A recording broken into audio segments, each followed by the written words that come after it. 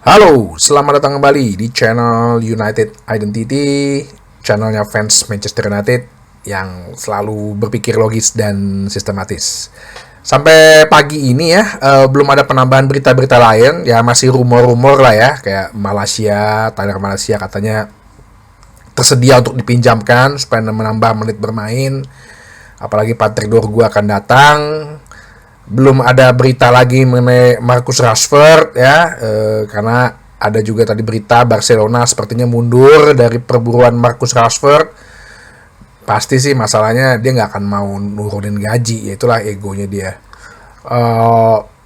Terus juga Matis Tel juga kabarnya dia menolak pinangan 60 juta euronya Tottenham Hotspur. Dia berkata bahwa gua ke MU atau gue stay, udah itu aja. Nah, sekarang tergantung Manchester United-nya nih, mau nggak nih. Cuman kan dengan sistem loan kita bisanya mungkin ada obligation to buy, tapi kita harus offload Marcus Rashford dulu nih, si bupati Manchester United. Tampaknya sih Marcus Rashford nih kayak apa ya, kayak ngeyel gitu ya sih lu, anak kayak di sekolah gitu ya, yang ada anak keras kepala gitu ya, disuruh keluar nggak mau gitu, merasa bahwa dirinya paling pinter gitu kan, udah disuruh keluar sama gurunya masih aja gangguin temennya dari luar gitu kan, udah ditutupin pintunya dia WA-WAin temennya kayak gitu gitulah ya. Jadi ini kayak annoying gitu mungkin sama Marcus Rashford gitu loh. Mendingan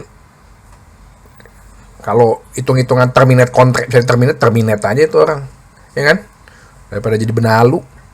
Oke, jadi besok hari Minggu ya, jam 9 malam kita akan menjamu Crystal Palace dalam lanjutan Liga Inggris pekan ke 24. Wih, udah semakin mendekati akhir kompetisi ya. Pekan ke 24 di mana saat ini kita sih udah naik sih peringkatnya ya, 12. Cuman kalau kita harusnya bisa mencapai kemenangan setidaknya di atasnya Brentford ya, 3-1. Ya naiklah satu peringkat gitu ya. Jadi sisa 15 game lagi ya, kalau bisa perlahan-lahan naik satu gitu ya.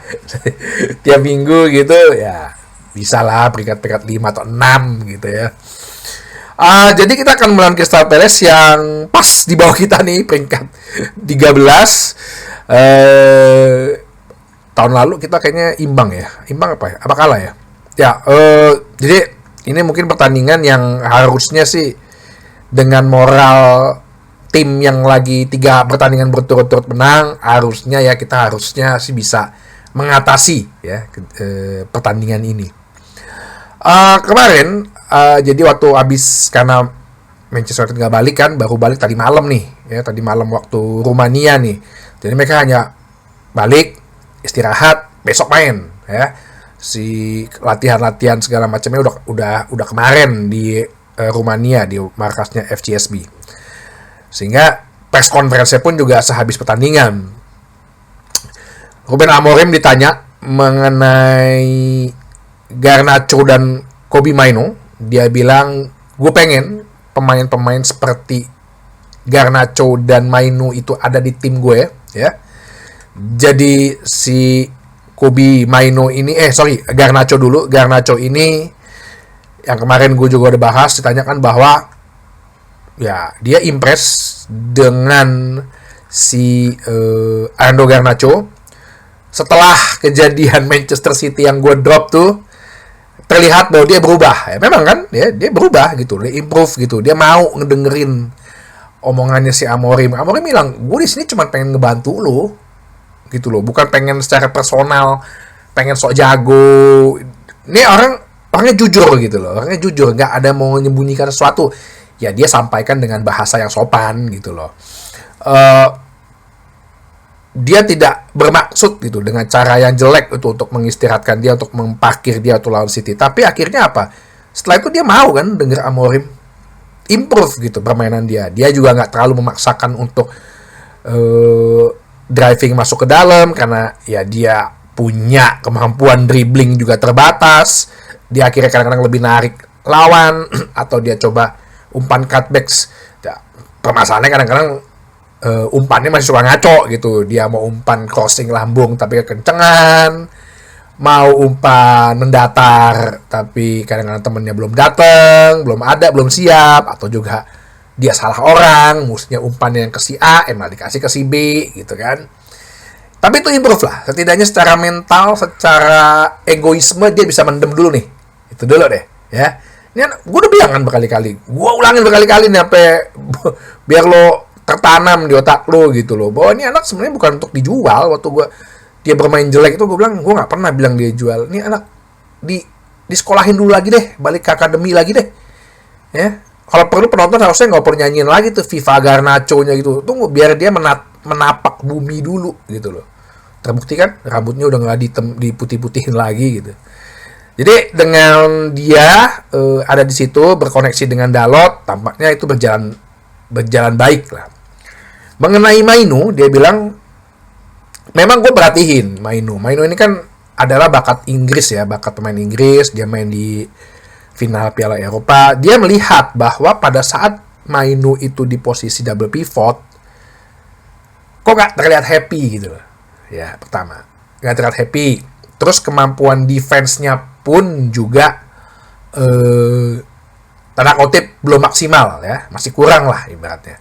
Kan berapa kali kan yang zaman pas Ten Hag pun juga waktu dia jadi double pivot kecolong bola berapa kali, emang handling bolanya bagus, cuman visinya dia nih kadang-kadang dia bingung, mau gue buang kah bolanya, mau gue umpan kemana nih bolanya, mau gue passing ke range kemana, jauh kemana. Jadi dia ngeliatin, dia memperhatikan, kok lo nggak happy ya di sini ya, di posisi double pivot. Oke, kemarin akhirnya dicoba kan waktu lawan FCSB Steaua Bukarest, gue kedepanin deh, gue change deh posisinya di nomor 10. Ternyata dia happy. Dia bermain seperti bebas, nggak mikirin lagi harus defense. Ya maksudnya nggak terpecah lah gitu. Intinya adalah lo ruang tengah lo tuh ya, daerah sepertiga lapangan lawan itu, daerah tengahnya itu, nah, daerah sekitar areal kotak penalti, pinggiran-pinggirannya itu wilayah gua gitu. Nah jadi dia dengan itu happy gitu, nggak perlu mikirin defense segala macam. Nah ini yang Amorim melihat, oh dia happy di situ, oke gue pasang di situ. Ya, jadi besar kemungkinan mungkin untuk kedepannya Maino akan di dalam posisi itu. Itu aja sih, ya. Jadi itu yang dibilang oleh si Ruben Amorim. Dia bilang bahwa ya dengan Alejandro Garnacho, Kobbie Mainoo ini kan menunjukkan pemain-pemain akademi kan. Ya, itu yang gue demen, itu yang gue suka dengan bisa improve pemain-pemain akademi. Ya gue harus bring more lagi nih. Karena ditanya wartawan gitu, kok kayaknya secara tersirat ya ini ada financial trouble gak sih? Kok lo bawanya pemain-pemain muda gitu, pemain-pemain yang ya pemain-pemain akademi lah gitu ya. Karena dia bilang kalau pemain dari akademi secara mental lo bisa dibina gitu loh. Bisa dibina bagaimana lo bangga bermain untuk Manchester United gitu loh ya. Fokus kita sih untuk bisa bawa banyak itu. Terus sehingga dengan ketika lo bangga memakai baju Manchester United bermain, lo akan memberikan terbaik gitu, ya kan? Endingnya apa gitu? Hilirisasinya apa? Udah kayak pemerintah aja. Hilirisasinya apa? Ya dia pemain-pemain muda akademi itu nanti akan memberikan kontribusi buat tim sehingga mencapai prestasi, atau dijual untuk mendapatkan keuangan gitu loh. Itu yang selalu gue bilang kan. Nah, Amorim ngomong nih, bener lagi nih United Identity nih. Makanya kalau lo berpikir logis dan sistematis ya, endingnya tuh pasti akan ada suatu apa ya, kesimpulan yang nggak melengsek gitu, nggak meleset dari sasaran gitu loh. Ditanya Luke Shaw, dia bilang ya tunggu waktu lah ya, dia stay dulu di Carrington, latihan dulu. Lihat tuh Luke Shaw, nanti tiba-tiba Malaysia cedera lagi atau Patrick Dorgu nggak bisa, jangan amit-amit sih, jangan sampai Patrick Dorgu ikutan cedera nih. Ditanyakan mengenai Malaysia, apakah dia akan di loan ya, sampai sekarang ini sih belum ada kabar ya, cuman emang beritanya agak berhembus. Dia kan sebenarnya posisinya fullback, tapi kan kalau di Belanda kan waktu zaman Van Gaal tuh, waktu dia dipanggil di Piala Dunia kan Van Gaal mainnya 5-3-2 kan.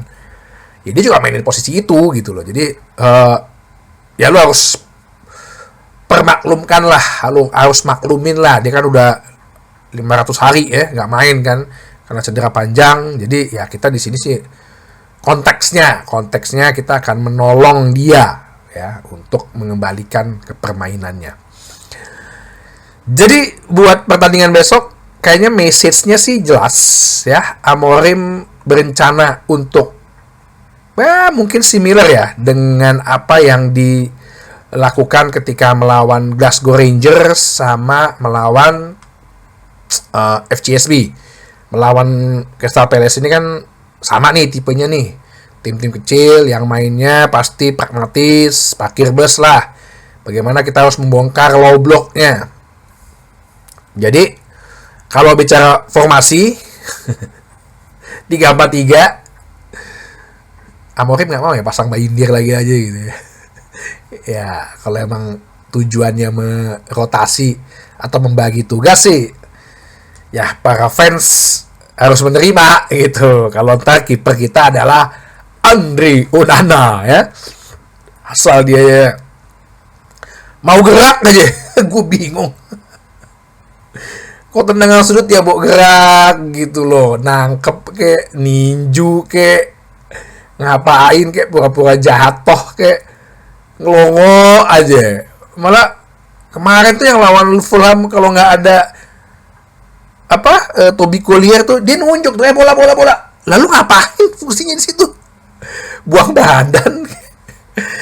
Jadi ya kiper Andre Onana ya, kita lihat semoga dia bisa clean sheet. Ya mentalnya sih bagus, kalau dia ini pemain mentalnya bagus. Untuk back mungkin back tengah kanannya kemarin Lenioro cukup bagus ya. Oke lah, kita pasangnya dulu Matthijs de Ligt, Harry Maguire dan Lisandro Martinez. Untuk empat tengahnya, kanannya Mazraoui, kirinya karena Patrick Dorgu belum ada, ya biarlah si Diogo Dalot. Tengahnya, nah ini Bruno Fernandes dan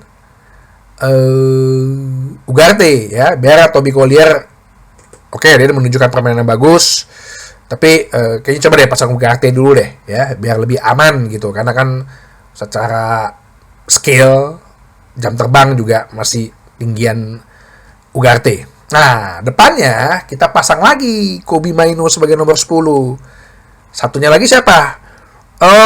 Bisa aja Eriksen, bisa juga Amad Diallo ya.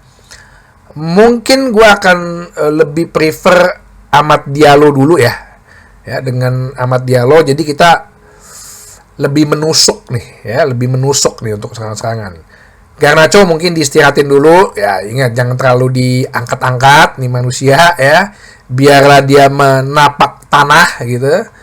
Dan untuk strikernya gua coba milih sih Joshua Zirkzee ya, biar dia jadi pembuka kayak gitu loh, jadi pembuka. Ini karena gue lebih suka sih Joshua Zirkzee sebagai nomor 9 sebenarnya, 9,5 kan dia maunya. Jadi itu aja, kemenangan sih gue bilang bisa diraih. Clean sheet buat Andre Onana, dia biar ya setidaknya di liga dia main-main terus gitu kan. Karena kita nggak mungkin lagi juara liga, kayak susah ya, udah dapat gelar lah Andre Onana, Golden Gloves gitu ya, sarung tangan emas gitu. Biar nanti yang turnamen yang angkat piala si Bayindir gitu. Minus berapa kita udah? Minus goal difference, minusnya minus 4 lagi, nggak bisa ngebantai gitu ya. Maunya sih ngebantai ya, 0-2 dapat lah. Oke, jadi itu aja, sampai ketemu lagi ya, semoga besok bisa, kayaknya sih bisa ya, reaksi pandangan mata. Sampai ketemu lagi di bahasan berikutnya di channel United Identity, channelnya fans Manchester United yang selalu berpikir logis dan sistematis. Terima kasih.